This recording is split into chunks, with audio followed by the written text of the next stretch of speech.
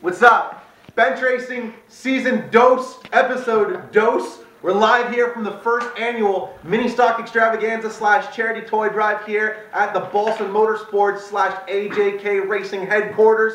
This is the second annual Mini Stock edition of Bench Racing. Y'all love the first one so much that I figured I had to come and get some of the top tier representatives of the Mini Stock division together in one place at one time. This is wild. This is like, there was a lot of red tape getting all these guys in the same place. It's like how the executives from Coke that know the syrup, they can't all fly together at the same time. Sort of the same idea here. But I managed to get them all together in the same place. To my far left, we have former Autumn Colors Classic champion, 2014 Peterborough Speedway Mini Stock Track champion. He has won more in his first 2 years of racing than any other sophomore in the division. It is none other than Straight Pipe Ryan Babin. To my left, he's won a feature at how many tracks this year? Three, yeah. 3 tracks this year. He won a feature at 3 tracks in a single week this year. He did some phenomenal stuff. Won the last race at Mosport. Won the last race at Kawartha. I mean, one of the main up-and-comers in the mini stock division right now. It is the big ticket Danny Benedict. To my right, a man that needs no introduction. A real good friend of mine. I can't believe he's just making his first ever bench racing appearance. Member of the London Recreational Racing Stable, currently holds the track record at Flamborough Speedway in qualifying. What was the track time at Flamborough for Frostfest? 15 something. Something ridiculous. Bolton's off camera. How much was it? It was like a your time? Yeah, the track record. 17:9 like, or something. Yeah, it was like, you know, tenths ahead of everybody else. So party time, Bryan Sudsbury. Now, Sudsy sort of got like 1 foot in the door here because he's also got a brand new late model coming, but he's still a member of the mini stock division. I figured we had to get his input and see what he thinks because he won a grip of features in the mini stock and he ran really well this year as well. So here we are. We're talking all about, we'll start off with we'll get right to the rules packages and then we'll sort of double back to where you guys got started in the sport. Because I feel like right now, you can't go on a social media platform or a message board without hearing people talk about mini stock rules and where they should be. And I feel like the mini stock rule conversation is like the world's biggest corn maze where you could have 300 replies but nobody gets anywhere. Like you could have people, everybody offers their 2 cents and nothing changes at the end of it. So we'll start over with Straight Pipe Ryan Babin. You're getting out of the mini stock division. Correct. So you're like an unbiased observer at this point. Because you're getting ready to go open wheel modified racing, and you're seeing the division sort of change right in your rear view mirror. I think I'm in the best seat for this right now. Because I just easy roll package, go with the mods, go from there, have some fun. So you can give your opinion on the rules without having anybody hate you. No one's going to rough you up because of it because you're not going to have a mini stock. Yeah, it's not the last night of racing, so I won't get roughed up. It's yeah. I'll give my opinion, but we'll see what happens. Okay, so the rules as they have right now, Peterborough's rules, they're staying for the most part the same heading into next season, yes? Well, Dave was here just before this, and he said that the rules are staying similar to what it is and not much changing, and it seems like it worked. So do you feel as though, I mean, do we need to make any adjustments? Because right now, I mean, at Peterborough this year, y'all had Mustangs win, y'all had Acuras win, you have other makes and models that are fairly competitive. It feels as though you've got a real potpourri of what makes and models can do well at Peterborough. Is the rule package you have right now something that you can sustain for the next couple of seasons? Yeah, well, I think we had 5 different types of cars win this year. We had your Mustang, 2 Tegras, Acura, Preludes, Cavaliers. Yeah, so like 5 or 6, yeah, whatever it was. Amount of cars that win, and then like it worked out. Like even when Camrat came, he won in his Civic. So there's another car that's won at Peterborough. The rules just seem to work. Like I don't know, it doesn't seem like it needs much changing, but I don't know, it seems to work. How does the Peterborough package stack up against some of the other tracks in the province? Like when you go on the road up to Sunset, are you at a disadvantage to what everybody else is running? No, I don't think we are. Like Sunset cars are fast. There's no doubt about it. Their cars are fast anywhere they go, but I think we were able to keep up. Like that Thursday night show, I finished 2nd, which was awesome. Like I didn't expect to keep up, but it worked. And the only other guy I lost was a Honda. It was the first time Honda's won at the track since the spring. Yeah, since spring. Yeah, Sunset was dominated by the Mustangs this year, and if you're a mini stock fan, you're watching this. I'm sure that's no surprise. Only one Mustang. I was gonna say I disagree with that. They weren't dominating my Mustangs; they were dominated by Brandon McFerrin. He got his stuff together, figured it out. That car worked well, and he ended up in victory lane most nights. That's what do you do? It's one Mustang. You can't say it's all Mustangs. For my money, Brandon McFerrin is the best points racer in the province right now, but I can't say that he's the best mini stock racer because without any sort of bias whatsoever, I would give that honor to the instant classic Andy Camrat, seeing as how, you know, men lie, women lie, but numbers don't. He won every invitational there was this year. I would probably credit him as the best big race competitor right now. But Brandon McFerrin, when it comes to points racing, weekly competition, I mean, I think he's as good as anybody right now.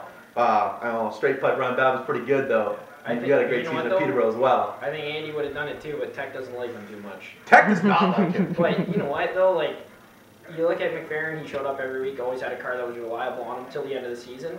But like, he was there and he won the points. He did everything he needed to do. It's the same thing I did. Show up, you win. You make sure your car, if you don't finish first, you finish third. You make sure your car is always there, you'll win the points. Simple as that. So Danny, you were like a member of Honda Nation for the longest time. Switched gears over to the Mustang, and I think a lot of people were watching you guys go about this and were really wondering if you were going to find success the first year out, because it really, I mean, it was the same division but a completely different world, right? Going from a Honda to a Mustang, nothing you guys had learned in your first 5 years of racing, 4 years of racing. How many seasons? This was my fifth. So nothing you've learned in the first 4 years of racing in terms of setup or what to do under the hood of the car is really going to translate over. But you were the pleasant surprise of the year. Came out and had a fantastic campaign. Was the Mustang in the beginning as difficult to work with as you thought it would be? Oh, for sure. Like we started and we struggled. Like with every new car, you know. Tyler Drunken told me one time. He said the best cars are the ones that you struggle with at the start. And we did. We struggled. We struggled with motors, and then we struggled with setup, and then when we finally hit it, it was at Peterborough, and we won the feature. And that was just incredible. And then we went on, and we won at Capital City, and then we won at Sunset, and then we finished third at the Nationals, and it was just all coming together. And then our primary motor decided to expire on us at Peterborough, and unfortunately, we didn't have the funds to have a good backup.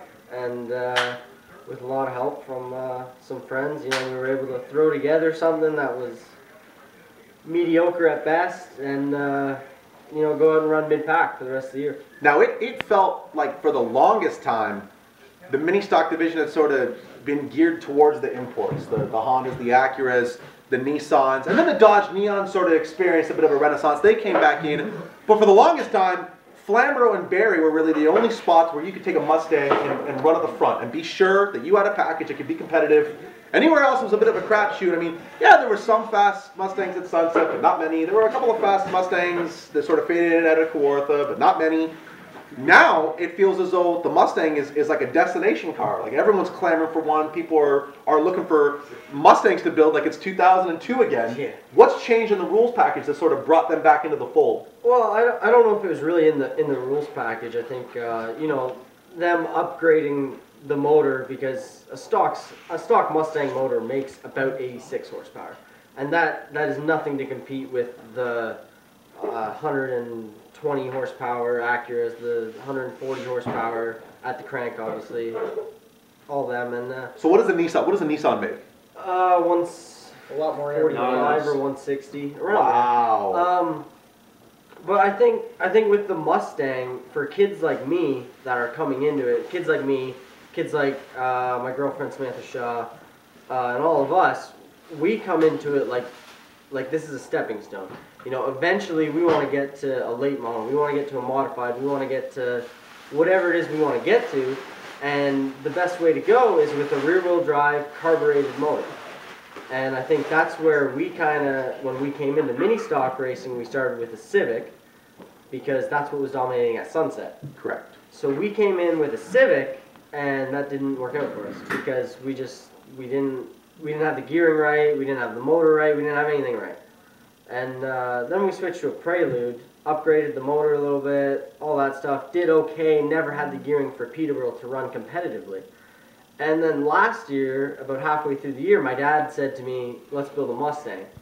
And I laughed. I said, you're high. I said, you hate Ford, I hate Ford, we're not building a Mustang, shut up.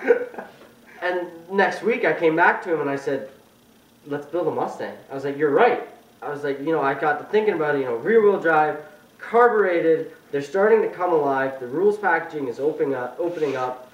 At Peterborough, I had to call Dave Tink, and we talked about it, and I had to, say, this is what I want, this is what the other tracks have, and this is what I want to do. And Peterborough really opened their arms and let us come in with a Mustang and let us bring a package to the table that was competitive, and that was a big help. Now, so for the Mustangs to go from being largely an afterthought to a hot commodity, is there one car or one driver that we can point to and say, you know what, that person, that dude or that girl brought Mustangs back to the mini stock division? Would it be Billy Schwarzenberg? I would have to say it was Billy Schwarzenberg, Because they stuck it out. I mean, when the import motors and the setups were sort of taken off, the Spira team sort of dug their heels in and said, all right, well, what do we got to do? What do we got to figure out? Ken Spira, that mini stock program, it's like an 11-month-a-year program for him. He goes down to Florida for, I think, February and part of March, and then he's right back at it, working at it. So, I mean, if races are won on the shop, I mean, Ken Spira is the definition of that. So Schwarzenberg was really the one that brought the Mustangs back? Well, I'll be honest with you, until early last year, I had never heard of Billy Schwarzenberg. I had never heard of him, and until he started winning races at Sunset, that's because we were all kind of in our own bubble. We were the Kawartha Peterborough guys. It's a regional thing. It really is regional segregation. We never ventured, and I think East End boys. The East End boys. The first time I ever went to Sunset was with Mike Nelson, and that was Mike Nelson. That was crashing our shoe. That was for an invitational, and I think it was him and I want to say Doug Butler or Alex Lees or someone, and Dale Shaw. Okay. And Shaw in a Mustang. That's right. And that was, I never really thought about Mustangs. Then last year, I started hearing about Brandon McFerrin winning at Sunset. He got pissed or something, left Flamborough, went to Sunset. Apparently it's a reoccurring thing, but he went to Sunset, and he started doing okay, and that was the point when it was like, I started to research Mustangs. Me and my dad, we both started to research Mustangs. We weren't going to go into it empty. We were going to go into it, and we were going to build a car that was capable to win. And when you started looking it up and what it took to make them win and what it took, and I think there's an interview with Brandon McFerrin where he says it's more expensive and to make a Mustang win. And unfortunately, I have to disagree with that. I've spent just as much money on Hondas. That's good. See, I dig that. I dig different perspectives because anyone that wants to sort of pick apart the Mustang theory, it's dudes saying, oh, you got to race with your wallet, and oh, it's impossible to wake a Mustang up without a boatload of cash. You're here to debunk that theory? And I'm not saying I haven't spent enough money, because anyone who says, they haven't spent money on a race car is lying. These things run on dollar bills. Pay over that. That runs on dollar bills. And we just shovel it in there. Pennies. And Runs on pennies. Yeah, wait till you get a my biggest problem with the Mustangs is that everyone's on there saying Mustangs are kicking everybody's asses, they're winning everywhere, blah blah blah, and it's not true. It's Brandon McFerrin is winning. He is winning. He's doing well, and the kid's a good driver. You can't knock it. And then there's Billy Schwarzenberg, who he goes around, he competes everywhere as well. But if you look at the first Nationals race, it was dominated by Hondas. Now, I wasn't at a track that no one said a Honda would work at. Everyone said that the rear-wheel drive cars, that was all the hype that I hear was going into Kawartha. Everyone said, the rear-wheel drive cars are really going to, Hondas might not be able to find the right gear ratio or whatever it is, the right trannies. And I think everyone got a little surprised at how that worked out. You're absolutely right. But then we came back, myself and Billy Schwarzenberg. I didn't race the first Mini Stock Nationals. I had motor problems, and I decided not to go. And we came back, and the top three was Camrath, Schwarzenberg, and myself. And I think that we were the three dominant cars there. Without question. And I think that's because myself and Billy both took our cars home and worked on them, and we made them better, and we made them to the point where that they could compete at Kawartha, at Sunset, at everywhere. Because if you look at the very start of the year, even Brandon McFerrin, he wasn't competitive. If you look at the very first race that Sunset had, I believe Paxton won it, or not Paxton, sorry, Camrath won it. That's correct. And I think McFerrin was lucky if he got a top 5. And we all took our cars home and we worked on them and we made them better. And I think that's why everyone is criticizing the Mustangs, is because suddenly, about halfway through the year, when I started winning and all of it sort of sunk in, and McFerrin took over the points lead. And then you had Schwarzenberg at Sauble. And then Billy started winning at Sauble, and then all of a sudden all hell broke loose. Yeah. But if you look outside, as an outside perspective from Sunset, yes, McFerrin won a lot. But if you look at the rest of the Mustangs, Samantha Shaw won 1 race. I personally won 1 race. Billy Schwarzenberg, 2 maybe, 2 or 3. Yeah, he was more so consistent. You're right. It was at the front every night. The rest of them were Camrath, Miles Tyson. Yep, Tyson won 1 at Sunset. And if you look at it, I don't personally think that the Mustangs have any advantage over the Hondas, like everyone seems to say. But yeah, you know, I disagree. Yeah. So we're gonna go over to Team Acura here. Party time, Bryan Sudsbury. First off, former Peterborough Speedway late model champion. And I gotta say it because I feel as though that was like the forgotten championship. Like you go out there, you win a title at Peterborough, and then you sort of disappeared because you wanted to build your new car, and so you go out on a high, and then everyone sort of forgot about you for a year, and then you come back in a mini stock and started running at the front. But I do want to clarify, party time, Bryan Sudsbury, former Peterborough Speedway late model track champion, because I don't think we talked enough about that. You're back in the mini stock. We're gonna get to the Mustang point first. What brought you back to the mini stock division first off? We were sitting in this shop here drinking a bottle of rye. And Shocker. Yeah, you got to speak up. Don't be Davey Terry. There's no sexy secrets here. Talk to the camera. we were sitting here drinking a bottle of rye thinking, you know, we need to buy something to have a party. So This party right here. We decided we're going to buy a Extravaganza. Thunder car. And we got thinking about it, and actually Joe Balson kind of talked us out of it thinking, the mini stock's a better idea. There's a lot more people wanting to get into it. There's a lot more competition in it. There's a lot more, and it's a lot cheaper and easier to set up, which I totally disagree with now. Yes, thank you. Thank you. After crawling around in the dirt, changing springs and changing struts and changing, I don't know. Race cars now. It's They're easier not- to change they're a not set a drivers. late model up, but We're yeah. no longer knocking the windows out of mom's No, two-door anymore, right? No, not anymore. Pops the hood to try and adjust the toe. That doesn't work like that. Yeah, I gotta go down to Babin's pit or Camrath's pit, and guys, you gotta help me with the toe here. I don't know what I'm doing. But yeah, like we were sitting here thinking we need something to go racing, so we ended up acquiring this car here and didn't put much work into it. But did a few changes, set of tires, some struts, and that's about it. And sent it. Put a wrap on it, made it fast. Yeah. Made it look fast. London Rec put a nice little wrap on her for us, and we took her at Sunset, and Fast wrap.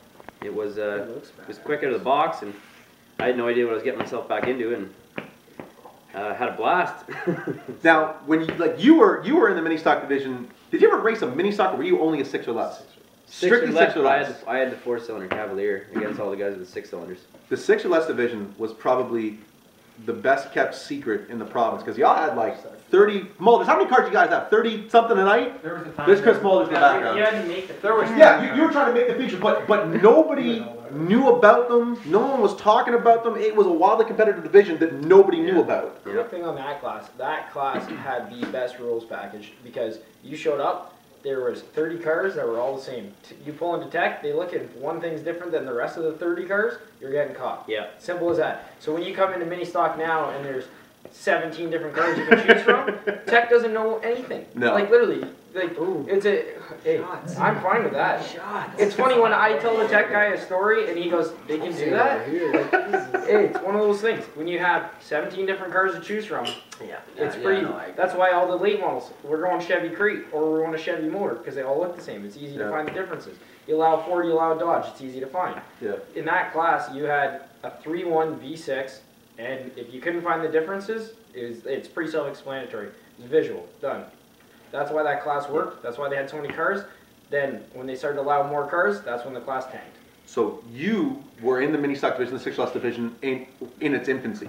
Yeah. The cars were far more basic than they are now, and I don't think Yeah. the competition was nearly where it is now. I think there was a lot more parity, but there might not have been. I mean, now you have big name mini stock drivers. You have big operations in the mini stock division. We didn't have that. There's more 7 money years spent ago. now. There's more money spent now. Back in the day, we would just like knock the windows out of it and went racing, and not anymore.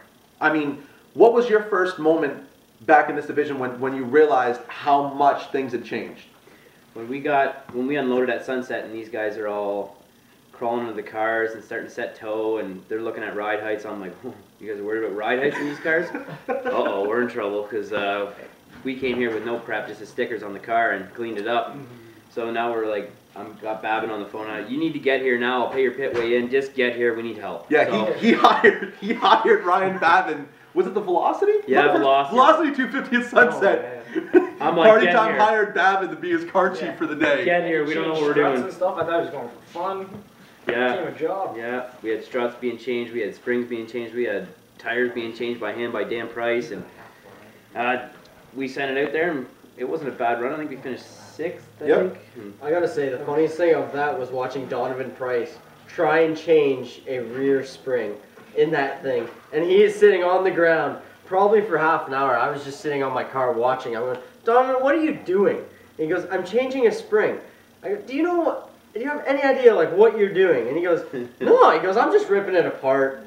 Like, the look on his face was like, I have no idea. The last episode of bench racing I did, Donovan was very upset that we didn't tell a story about him. So there you go, Donovan. We told a story. we told a story about you on bench racing. There you have it. There you go. There's your DVD Easter egg. We told a story about Donovan Price. I'm sorry, Donovan. You bought my old car. I got your nuts and bolts here, Donovan. Come get them. I love this episode already. So you get back to the division, you realize, holy shit, things have changed. Yeah, we have no idea what we're doing. So me and Kelly are standing there on the edge of the trailer. I think we had a few too many to drink that night before. So we're sitting there trying to think, like, Really? I don't know, man. He's like, you think we did the right thing? I'm like, I don't know. There's some real fast cars. We got Camrath, we got Paxton, we got McFerrin, we got, all these fast guys, and luckily McFerrin blew up or something, so we didn't have to face him. But I think Babin was really like one of the only fast cars we were missing. Did we have any Farm Bro cars at the Velocity? No. So we were missing the Farm Bros. We had everybody else. I tried to Junkin not convince there? Junkin was I thought there. Junkin. Okay, so we were missing the Farm He was Bros. doing a dirt race. And we were missing Junkin. And we had everybody else. Yeah. Everybody from across the Yeah. province, from Getlif. I think was Butler there. No, Butler was Butler there. either. That was a big one. Yeah, you're right. So maybe the frequent flyer 50 was better than Doug was the frequent Butler, flyer better come than to the Invitationals at I Sunset, sat in beer tent please. watching, it was better. The frequent flyer was better than the Velocity. Let's talk about the frequent flyer 50 then, because I feel as though we're doing that again. It's coming back this year. I literally. Perfect. I sold my car to Donovan. I just saw Sean Grossman last night. I went all the way to his cottage, his mansion, his beautiful house, and we were sitting in the basement just talking about his new super late model Endeavor. And I sort of said, you know what? Are we doing talk? I said, pause on this Oscar talk for a second. Hang on, I don't want to talk about the super late model for a second. Are we doing the frequent flyer 50 next year? He said, absolutely yes. So the frequent flyer 50 will be back for a second installment at Sunset in 2015. Babin, tell me about the frequent flyer 50, man, because you were on the podium. You probably had the most nice things to say about that event. That was awesome. Did it revolutionize the way we look at the mini stock division now, where we sort of put them on a pedestal that we hadn't been able to do before? You know what? When you said Thursday night show, I was like, I gotta work. Like, I gotta make money. Like, this racing hobby doesn't make money in no way, shape, or form. And then it pays out $2,000 to win. It's like, oh, well, that's more than what I make in like 3 weeks of work. So, I got a pretty quick car, and if I can even finish in the top 5, I'm gonna make more than what I would if I took a day off work. True story. So, How much did you walk away with cash money in your hand at the end of the night for finishing second? Just shy of $1,000. Just shy of $1,000 for finishing second in a mini stock event. That's nuts. Easily the most fun event I've ever been a part of. All the Biedermans that I've worked, all the classics, the Velocities, that NASCAR race they had at Flamborough, the Beat the Heats, the Dash for Cashes. The frequent flyer 50 was the most fun I've ever had in an Ontario short track event. Yes, that was awesome. It was great to sit there and watch. It was quite a show. You wanted to be there for it because you guys had just bought the car. We had the car sitting here, and I'm like, Kelly, like, the car's painted and stuff. He's like, well, it's not wrapped. I'm like, well, let's just take it and send it. Boss doesn't even want to talk about this right now. And the funny part is I came over the week of that race too, and you guys were too busy trying to make it look nice. That car, this thing would have been a top 5 car. I remember. Hey, you guys would have paid for all your new suspension if this thing showed up. I was at college. Yeah, you were busy learning. I was a dumbass. Man, you don't make a few Actually, we had a plan for that race. We had a plan. I was going to stay at college. Was and Nelson not going to drive the Mike car? Nelson was going to step in. He was going to drive the car. He was going to make his comeback. He was going to steal the show, all that stuff. And then we blew up last night at Peterborough. And I texted him. I remember texting him. I said, Mike, I'm like, listen, our backup motor is not near good enough to win. I'm like, you're gonna go out and you're gonna embarrass yourself. I'm like, I will be honest with you, you will not compete. You'll feel ashamed that you're even driving this car. And he was, no, I'll still go. And then I was gonna skip class on Friday, and I was gonna come down on Thursday night and hang out. I was gonna crew chief for him for once in my car. And my dad was building it, and he's like, never mind. He's like, you know what? He's like, I can't get this thing built in time. It's not going to be good. It might not even last. And we pulled the plug on it, unfortunately. But I was looking forward to seeing Mike in a mini stock. But we talked, and I think for the frequent flyer this year, Mike's going to drive my car, and he's going to make a comeback, and I'm going to crew chief for him for once. Now, I was actually under the impression. Go over there to Mike Nelson. Look at Mike Nelson. Yeah, schmuck. I'm not even ready for this. I was under the impression you were Let me get my building. makeup on, man. I thought you were building or buying a mini stock for this year. I thought you were going to do double duty with the Lucas Oil. I know, I want a mini stock so bad again. I thought you were going to do man, it. I work. What? So no, you're not doing it. You're on camera right now. I know. I'm working towards things, man. No jam. I like to Spin back over here. Yeah, come back over here. All right. Here's something for you. I wasn't going to say this, but I'm building a new car. Brand new Mustang. It's going to come out. I don't know when it'll be ready. But I've talked to a couple different guys, and at some invitationals, they might drive it. So is this going to be a twin car to the one you have, or do you already want to? Absolutely. Are you trying some new stuff, or? No, it'll be the exact same. Maybe a little bit different motor in it. Maybe different little different approach. It'll be a primary, and the one that I have now will be a backup. But I've already approached Ryan Babin. He might drive it a couple times, and Mike Nelson, he might drive it a couple times, and we'll see what happens. It's a slow progress right now because, like I said, I am going to college, so the funds aren't there, and all the tuition. You're at the beer books, store. all of the. You're at the beer store. He's gonna take his empties back to buy some He goes to tires. school in Ottawa, he goes over to Quebec, you save money, man. Like, I paid $42 for a 2.4 today. That is the You pay like. Why are we talking about 2.4? Crystal Doucette would Right. testify that's the best part about going to Circuit iCar with the NASCAR Canadian Tire Series is going to Costco and getting Going to Quebec. inordinate She amounts looks of pretty beer. happy. And you She's- load up she's your pretty end excited clothes. about it. Just pack it all away. Now, you wanted to hire before Babin made the move to modified, because you were kind of bummed out when he bought that when him and Chris Alders bought that modified. You were bummed because you wanted him to be a part of your program this year. Yeah, after I seen how he worked on the mini stock, I was like, we need guys like that around my crew, and On your late model. yeah, so he got the modified, and that was. Well, that was- considering they were trying to put two spring rubbers in the right rear, and I already changed whole right front shock and the shot, Yeah. everything, whole right front suspension. by But the we were time they put two hungover. Like you were stone sober. Me and Kelly couldn't even stand up, so that's not fair. And you got in a car and drove it? No, that was like Like, later in and the well, afternoon. you didn't get that? That was later in the afternoon, boys. See, and this is all the racing excuses he has already, just building up. Like, I remember standing. I got a Bryan Sudsbury story. Flamborough Speedway Frost Oh no, Fest. that's not good. That's a here bad we go. story. Flamborough Speedway Frost Fest. The event is scheduled for Saturday.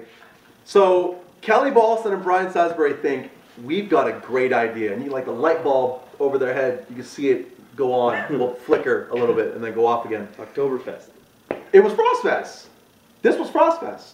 Right? Boston says yes. Shut up, Suds. Let me tell the story.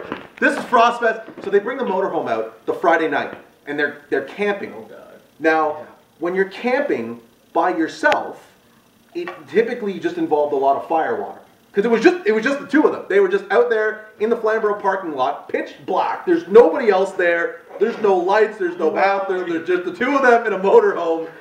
So This is already really starting weird. to sound really. they ended up partying. They ended up partying pretty hard. If you've ever partied with Kelly Balston and Bryan Sudsbury, it's not for the. This is not for the lightweights. try This is partying not- with Farm Bros. or the Farm Bros. Thank you. That's not for the. Thank you. JBJ talked about it out of colors. The partying with the Farm Bros was not for the faint of character. It's rough. It's rough. I've done it. Sudsy and Balston are in the same league. Anyway, Sudsy wakes up the next day and he's not feeling so A1. No. After what, an hour and a half of sleep? Yeah, about an hour and a Hour half. and a half of sleep. So cars are rolling through tech. They get the car through tech. It clears tech and Flamborough, no problem. That's damn Price had to drive because I was sleeping in the trailer because Correct. I was not feeling good. But when you're getting ready, he's getting ready for first practice, and he's sobered up by this point, sober enough. and he's getting ready to go out for practice, and he turns to me and he's like, oh man, I gotta go for a jog. I don't feel so good. I gotta go get warmed up. So he's looking at the hill behind Flamborough Speedway's pit area. Yeah. And he's like, do you think I could hop that fence and run up and down that hill a couple times to get ready to get in the car? And I said, I don't know if that's a good idea or not. Did you go for a jog? I just went for a little walk. You just want to slam a burger or something? Yeah, something. Trying to sober me up. Oh, I gotta tell you. So that's how you break a track record of Flamborough. Go out the night before, party hard, sleep for an hour and a half, don't go for a jog, slam a Flamburger, and then go out and set fast time. That's how it works. I got a story just like that. Go! All right. I gotta tell you, okay. And almost every Friday night, this guy right here texts me, hey, beers tonight, hey, beers tonight, hey, beers tonight. I always say no. I eventually go. I go there. We were all pretty far gone. 2 or 3 o'clock rolls around. I can't remember. I get put to bed. I wake up the next day, and it's race day.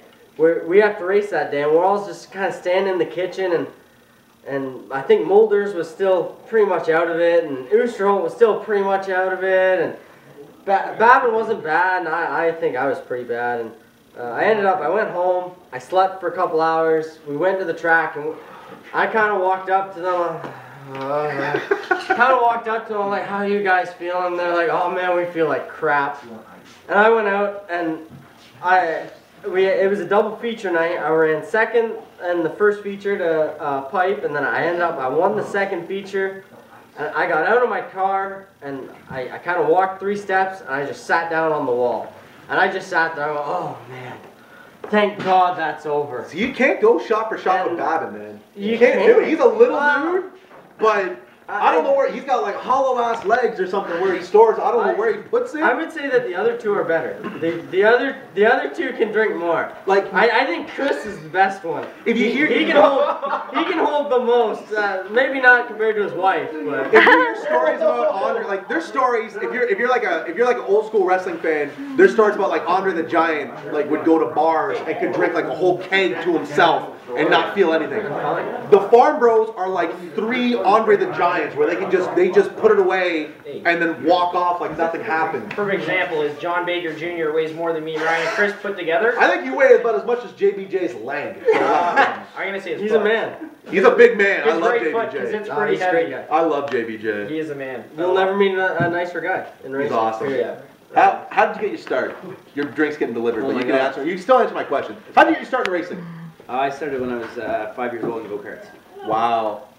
So we started with the go-karts, and that went till I think it was 16 or 17, and me and Dad kind of thought, we were racing with Shannon Kimberly in the go-karts, and we seen Dan with the late models and stuff, and Shannon was running the 6 or less car. And we said, we should try this out, let's get a mini stock. So. Can y'all hear Sudsbury or does he need to speak up? He needs to speak up? He needs to speak up. So we had you need to enunciate. We had, I was, I guess, 6 years old when I got the go-karts, so we got the go-karts and then raced them until I was 15, 16. Now, was that like a second generation thing? Like, was your dad a racer, or what got you into the karts to begin with? My dad used to race trucks. It was nothing like, no cars, no. Trucks, like off-road trucks, or monster trucks? Yeah, like drag racing in the mud, kind of deal. Okay, all right. So there you go.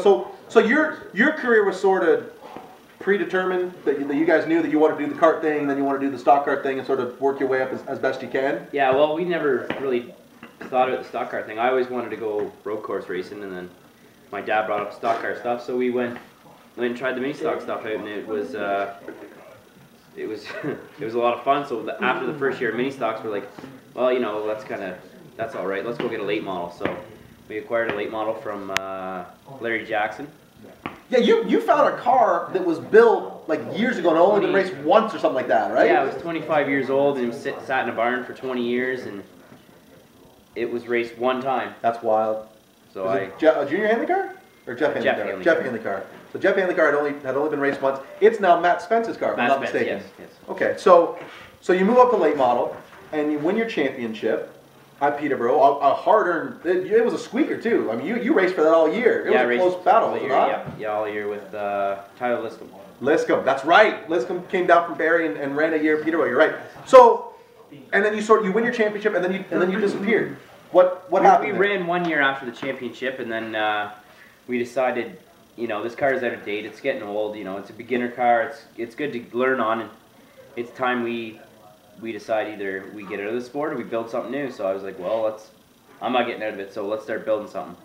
So we were at Autumn Colors, and Kelly kind of introduced me to Dan McCaddy, and Dan he took my car in about a week or two before Autumn Colors practice, and whatever he did to that old car, it woke it up, and it was a rocket ship, and you know, it's too bad we couldn't get to try it at Autumn Colors. We broke the transmission within 5 laps, so that was the turning point where I thought, you know, I want to build a new car, and this is the man I want to put together because he knows his stuff. And like Dan McCaddy Race Cars is run out of a barn on his dad's property, and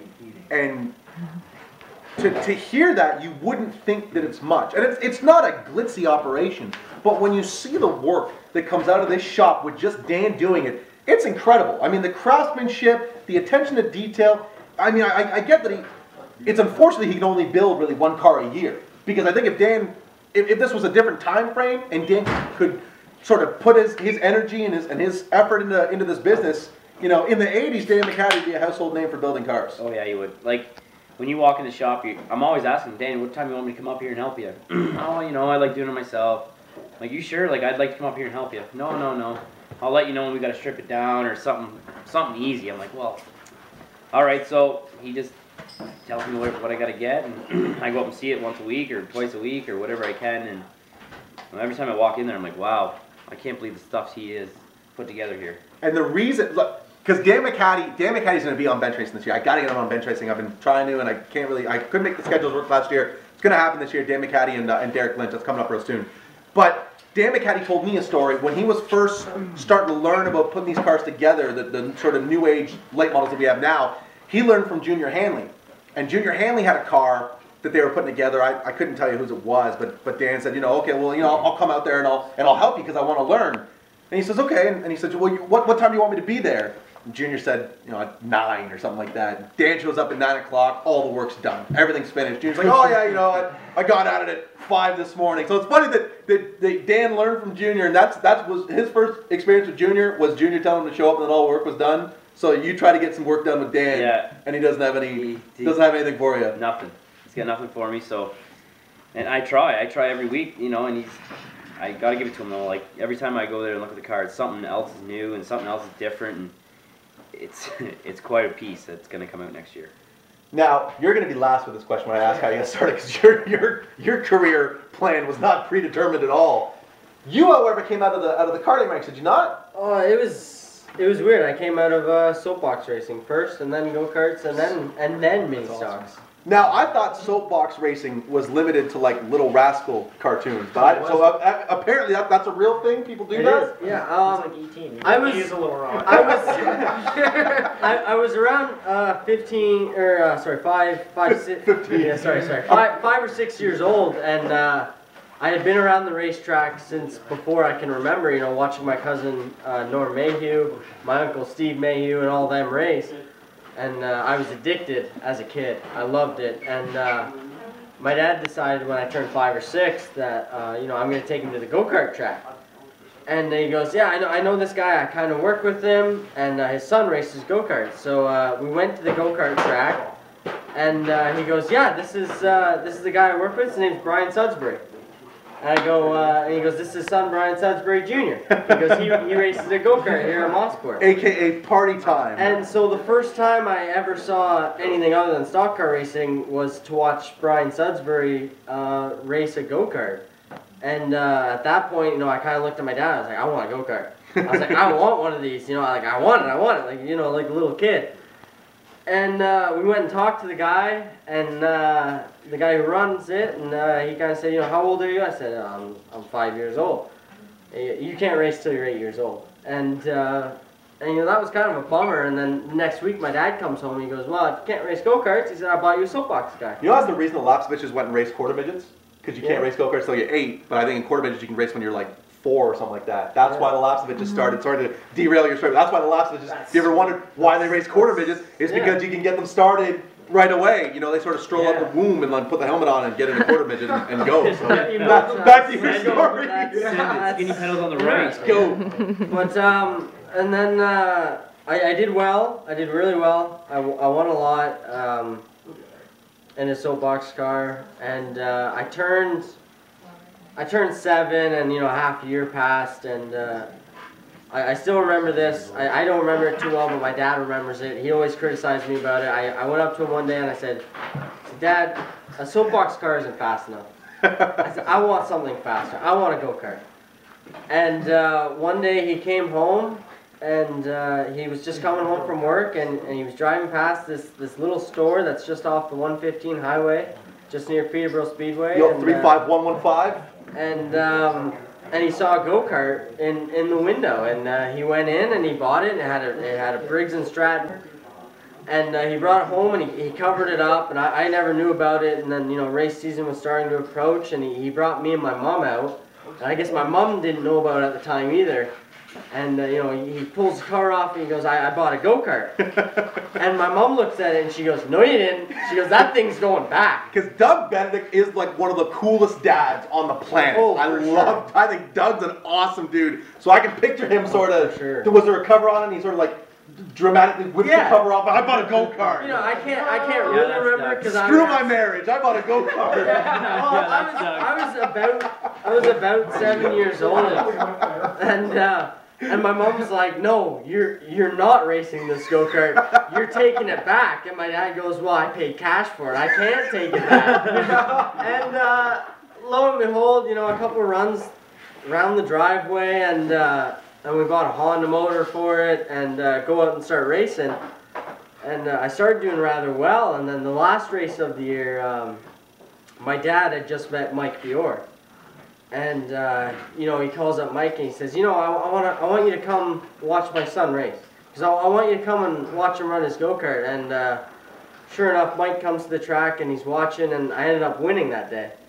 And, you know, he was fairly impressed, and he kind of took me under his wing ever since then. And about 4 years passed, and I won a championship in go-karting, and I'd won at almost every track I'd been at. I've done what I wanted to do, and there was really nothing left. And then my dad came home one day and just kind of out of the blue, like randomly, I didn't expect it. He kind of said, "You know," he said, "there's this class at Kawartha." He said, "It's called the mini stock class." He said, "It's starting to develop. They're starting to get a lot of cars." He said, it might be a good start for you." He said, "I'm thinking about building a mini stock." And at the time I was 12 years old. And I really had no idea what I was going to do in racing, where I was going to go, you know. And then one day he said, "You know, my buddy that I work with has a Civic that he's thinking about scrapping." He said, "Well, why don't we go get it and we'll build it into a race car?" And we went and got it. And again, I don't think my mom knew about it.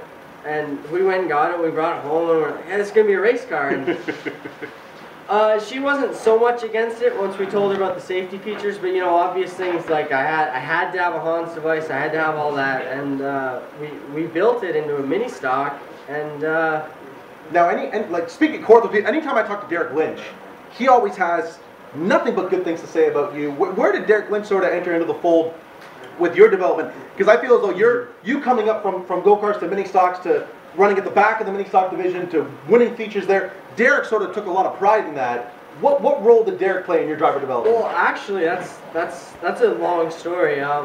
When I was 12, racing go-karts at Kawartha, I was sponsored by Kawartha Speedway, and one day I get a call, and it's this guy I've barely ever heard of by the name of Derek Lynch. Former Oxford 250 champion. This dude And, won the Oxford 250 and kids don't even know who he is. That's what's wrong with our school systems. Yeah. Come on, man.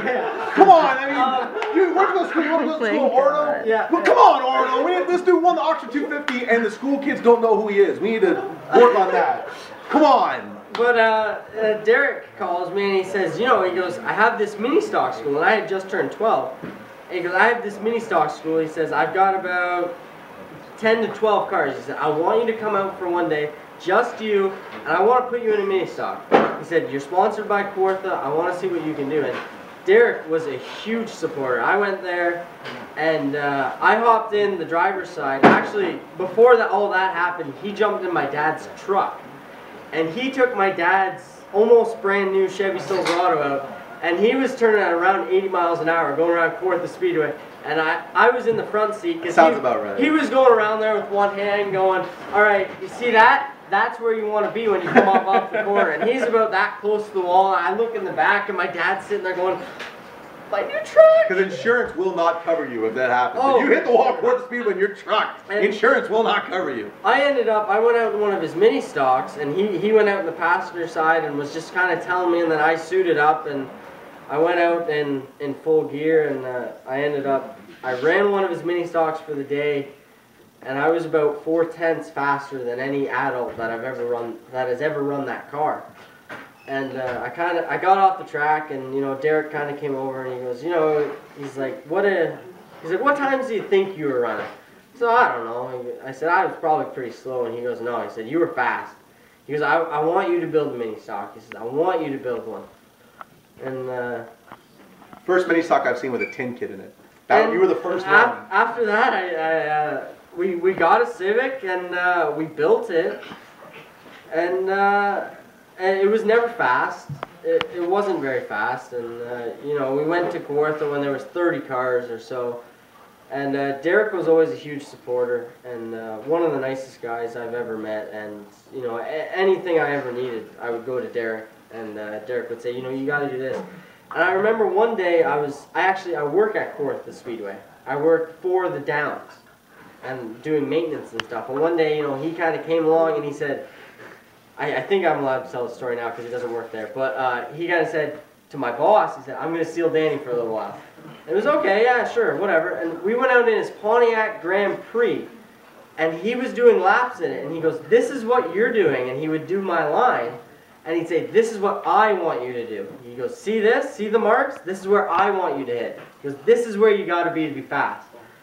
And that was sort of like, wow, Derek Lynch is telling me I'm doing this wrong. Derek Lynch, one of the best late model racers in Ontario history, and I can't wait to have Derek Lynch going to be back in the late model this year on the Almont Tour. I can't wait for that. Now you didn't have you didn't have help from Derek Lynch. You didn't run a go-kart. You didn't have a soapbox derby racer. Nothing. How in the world did a dude that walked into the sport off the street with no help from your parents or anyone else get so goddamn good so fast? How did that happen? Sudsbury's got it right. Is it because he's handsome? Yeah. All I know is I have the shortest story out of everybody here. Mine was kind of long. Yeah, sorry. Literally, went to school, met this guy, he said, my buddy has a race car. I walked into Ryan's shop. Ryan Oosterholt. Ryan Oosterholt. We're big on last names here, because like in racing, Oosterholt. every other person's named Ryan. 79 car, black, red, white, just like the rest of our cars. Yeah, anyways, walk into his shop, I look in, see his car, I was like, man, something is broken on your car because the wheel's leaning way too much. Didn't even know what camera was, didn't know anything about it, and then started talking to him, he's like, you want to build a car, you want to build a car, you want to build a car.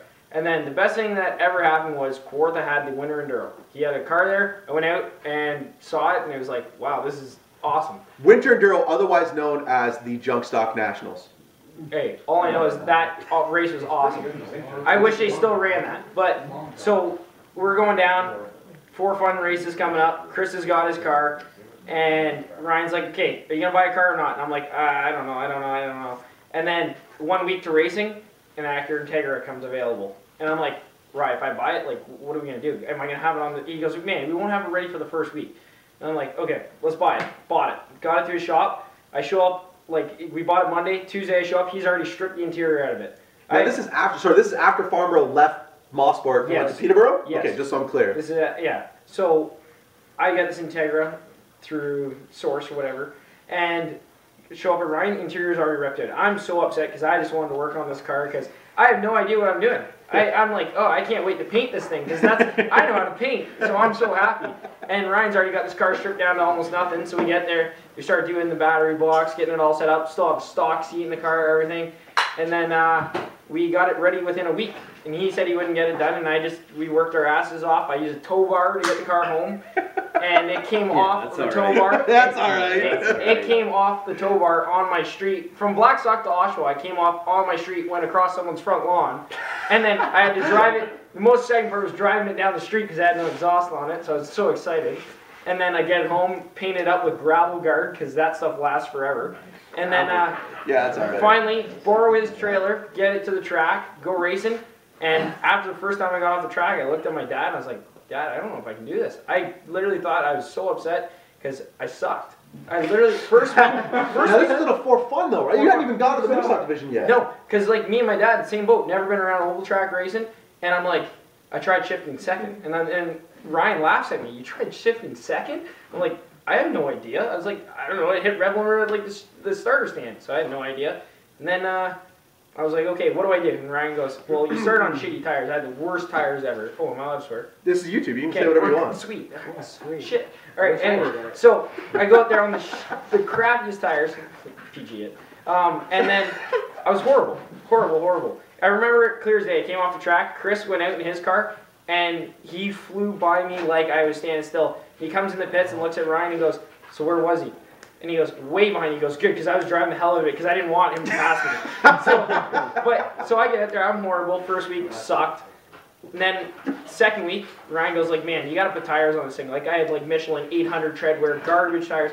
So I put 4 used tires on, or 4 brand new Falcons because that's what everyone was running. That was all the cool kids were running. Yeah. Chris was shaking her head like, yeah, that's what you wanted. I put on the air. Chris just said innovated the $20,000 mini stock. She knows what she's talking about. I pulled out the Air Jordans, stuck them on my car, and then it was like, oh my god, I passed the car, and I felt so happy that I passed the car, and like came off, and I was like, how do I go faster? So Ryan and Chris are drawing in the dust on my car how to drive a line. So I'm like, how do you drive? I'm like, what do you mean drive a line? I'm like hugging the bottom of the track. I was like, it's shorter down there. And then they're like, no, bring it out to the wall. So I brought it out to the wall, and then I started passing more cars.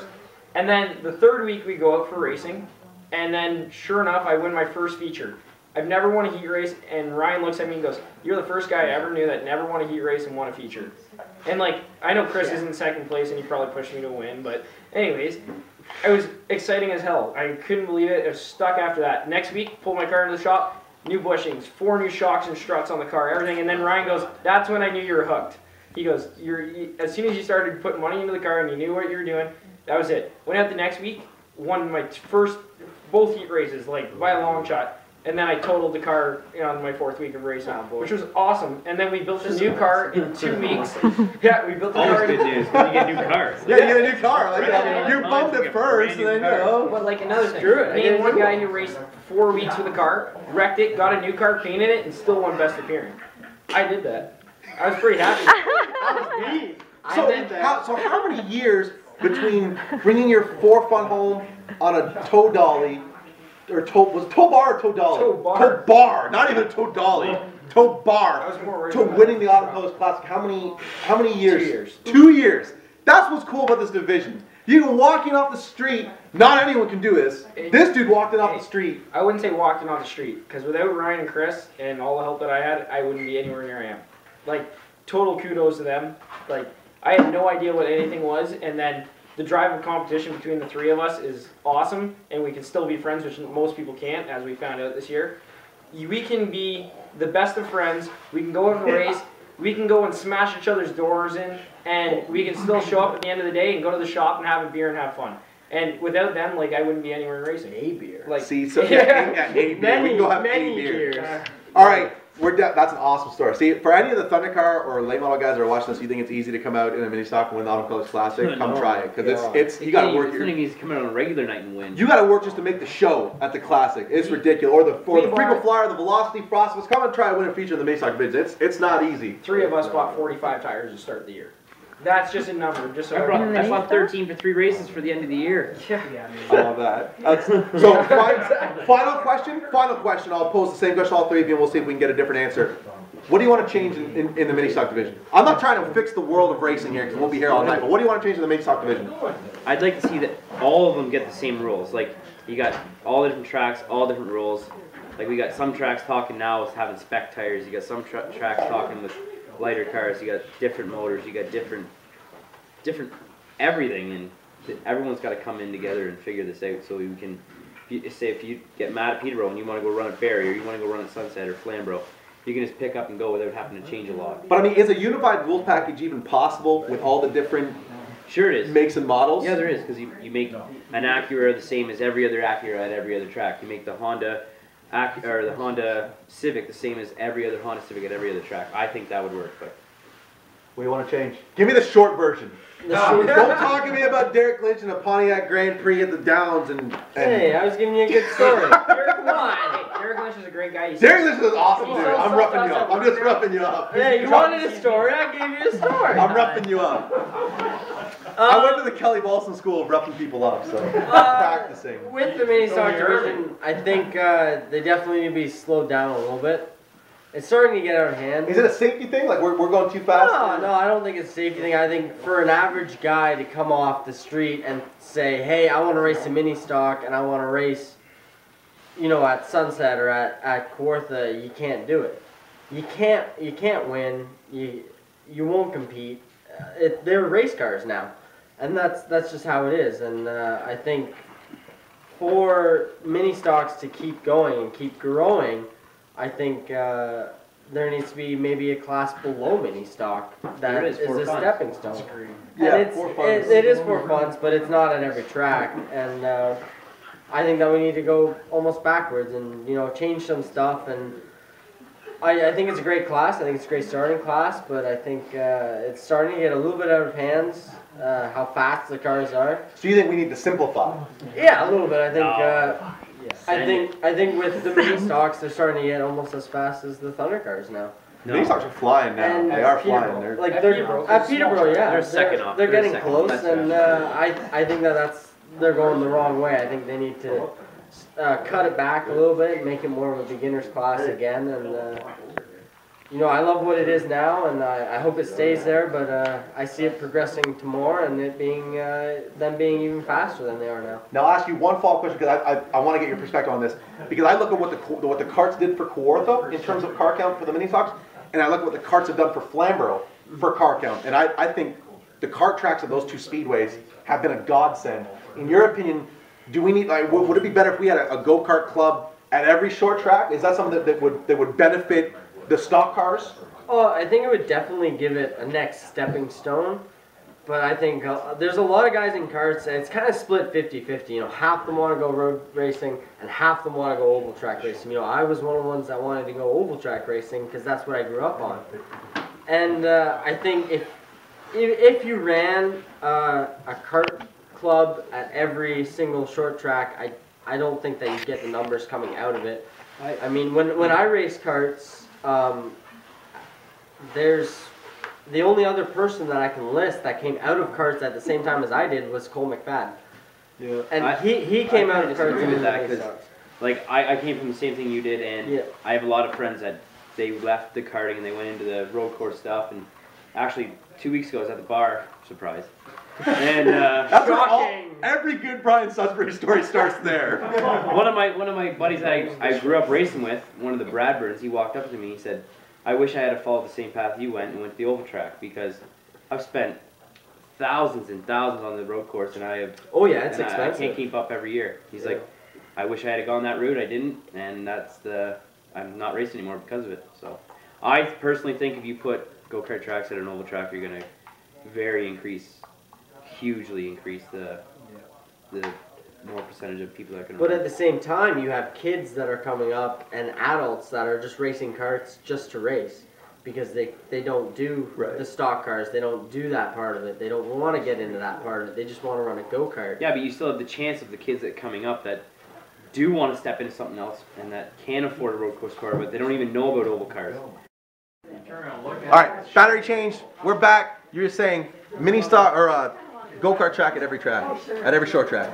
Yeah, I think that's a good idea. With when you have the people there that are already in racing, you got people there that want to race. I think it's a great idea, but So car counts would improve yes, 100%. as a feeder system. Yes. Pipe, Babin. What's one thing you change with the mini? Now that you're out of the division and it's not your problem anymore, what would you change with the mini stock division? What do you think? Stay out of it. No. On a serious note, if I were to change anything with the mini stock, I'd have tech guys more involved that actually understood the cars, because you have GM tech, you have Honda tech, you have all these guys that say they know what they're doing. I race in the class. I know how the class works. You can take a motor. You can take this nice thing. It's called a punch and a hammer, and you go boom, and then it makes it whatever motor size you want. Or you can change a valve cover, and you change some stuff, and then you take like a 2.4, make it a 2.2. So now you run all these lightweight stuff. Or you do what I did, and you run the proper motor, and you have it teched all year, and you have no problems with the motor. They're worried about everything else. And you show up to your tech, they make sure everything's right, and all the cars will be very close to each other. That's what I think should be checked, is just make sure tech's doing their job. We won't have a problem. You have a guy like Andy Camrath who takes a car that makes 90 horsepower. That thing turns on anything. Doesn't even matter. Dime is even too big to say it turns on. And that thing won races all year long. Got a big cheat motor too, though. Are you dedicating that to the Sunset Speedway tech staff? Yeah, I'll even pay Sunset to tear it down. And you know Sunset, you tear it down, I'll pay for it. See, what you're doing, they don't realize that you guys are friends, and you're gonna get people rallying on Facebook, like, oh, even Sudsy wants to tear him down. Yeah, tear him down, tear him down. You know what the best part is? I'd be there the day that they tore that thing down. Wouldn't have a problem with it. You know why? Because that guy came out of late model. If he doesn't know what he's doing, then obviously he shouldn't have done well in late model. He did well there. He should do even better in mini stock because he knows more knowledge than anybody else. That thing made 90 horsepower and it won races. Yeah, I think it makes the rest of us kind of have to step up our game. Well, with a guy from late model coming down. Quick thing. No offense against you, because I love you and you're my friend. I love you too, buddy. Your Mustang makes 93 horsepower and so did his Honda, and it wins races. And Babin's just lighting everybody up. Hey, I have no problem with that. That sounds like you just complimented me. But I do. I like you. I like nice. Camrath. I like everybody. For a guy that wrecked me the first time you were in a car, I kind of like this. This is nice. That's why we're friends. High five. And you paid it back the last time he was in a mini stock. Yay. But all I know is that if you can get all these cars running the way they're supposed to, as the class says, mini stock, which is supposed to be stock, and win races, that's the way that class should be, and that's the way it should stay. Because it's supposed to be an entry class. That's why we bought a mod. And if we can save money by racing a mod compared to a mini stock, then obviously mini stock's out of hand. There you go, folks. That's the mini stock edition. We're wrapping up. I want to thank everybody for being quiet. Just spin around. Look how big this party is. That's the mini stock extravaganza / charity toy drive, and they were quiet enough for us to finish this episode, which is awesome. I thank you, Kelly Balson and Amanda Conley for having us to the AJK Racing Headshot. Joe Balson as well for hosting. That's it. I don't know where we're going next, but we're gonna do an all Farm Bro edition of bench racing. That might be next. I don't know. We'll have to see what the Can you schedule get those looks guys like. in there? Like my two best friends? Mulders and Oosterholt, they'll be there. His two boyfriends. There you go. Two boyfriends. So thank you for watching. Subscribe to our YouTube channel. Thank you to Fast Eddie Racewear. Shout out to MDB Race Cars, Matt Barton as well. Share this on your Facebook wall. And that's it. We're done for Season 2, Episode 2. Episode 3 is coming up in a little while.